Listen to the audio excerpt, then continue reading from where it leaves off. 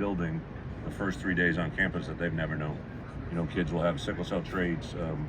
We've had kids that had medical conditions they never knew they had until we discover them, right? And so there probably is an element to that would be really true, but I think you're still dealing with a college student.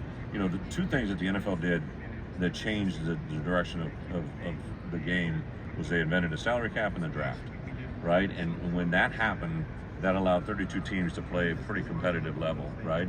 What I'm hoping that, you know, in August of 2025, when this settlement and all the rules get settled into, is I hope it creates more of a consistent atmosphere for all teams involved, right? Because sometimes it's not recruiting anymore; it's about who's got the biggest paycheck, right? And I don't think anybody wants that, right? Like, I'm all for it. I love the kids are getting paid, but you know, there comes a point in time where, you know, it can't just be somebody's got 20 million, somebody's got 5 million, or whatever the numbers are, right? Like, it's got to be somewhere. If we're going to be in college football, it's got to be a little bit more balanced. Do you look to have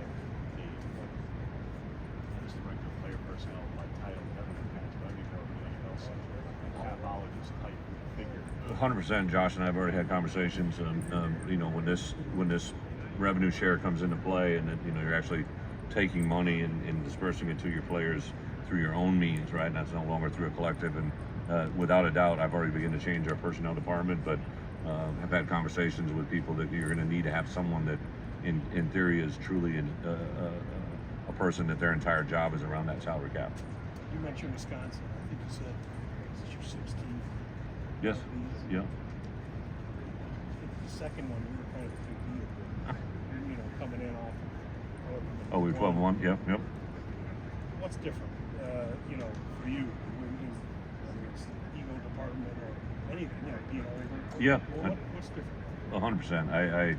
I say it all the time, right? As you get older, you should get better at what you do, right? And I give Josh a hard time all the time. I say, hey, you're getting the best version of Bret Bielema we've ever had, right? Like, and I think it comes from learning from your failures, right? Like, we preach it and talk about it all the time. You learn more from moments of adversity than you do from moments of success.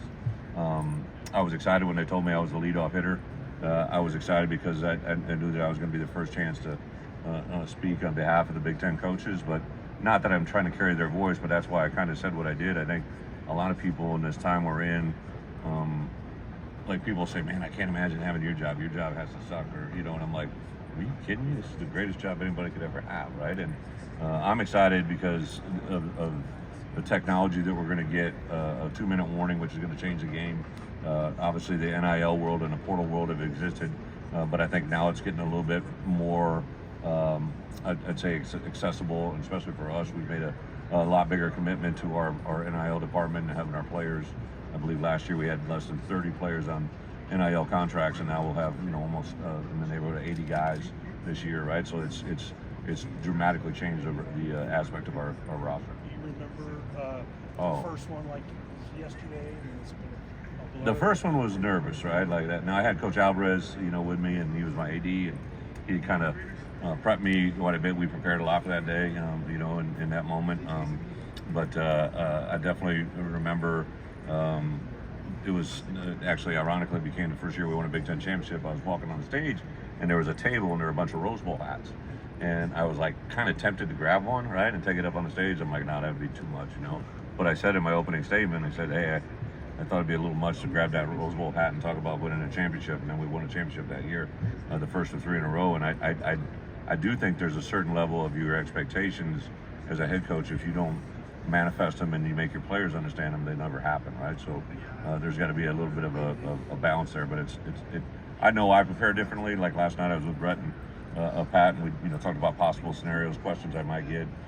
We do that. My favorite part of this whole event is yesterday I hopped in the car and I drove those guys for 2 hours, and I just shot questions at them all day. Easy questions, tough questions I think that are going to be directly at them, and how to get them out of those moments. I really enjoyed that as a head coach. But you told this story 1,000 times about getting the Iowa tattoo, but your players always talk about how you said you kept it because you want, like, it's part of who you are. Yeah. Could you tell that part of the story? Yeah, I always say it's a hell of an idea when I was 19. It was a rainy Saturday in Iowa City, and there had a hell of a lot going on. So somebody said, let's get a tattoo, and we did it. I had to go up to Cedar Rapids, but I didn't really think I was ever going to be the head coach at Wisconsin or Illinois in my future. So but I say it to our players all the time. I never met a successful person who isn't proud of where they came from, right? And that was part of my playing time and my coaching. A lot of who I am today was developed while I was there, so that represents that. We have some fun with it. I remember I tell the story. We had a defensive lineman my first year there in the spring.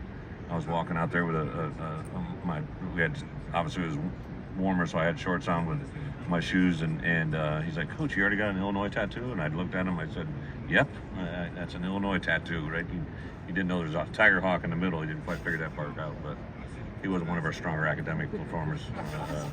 But I think about that all the time. It kind of has dualistic. So you talk about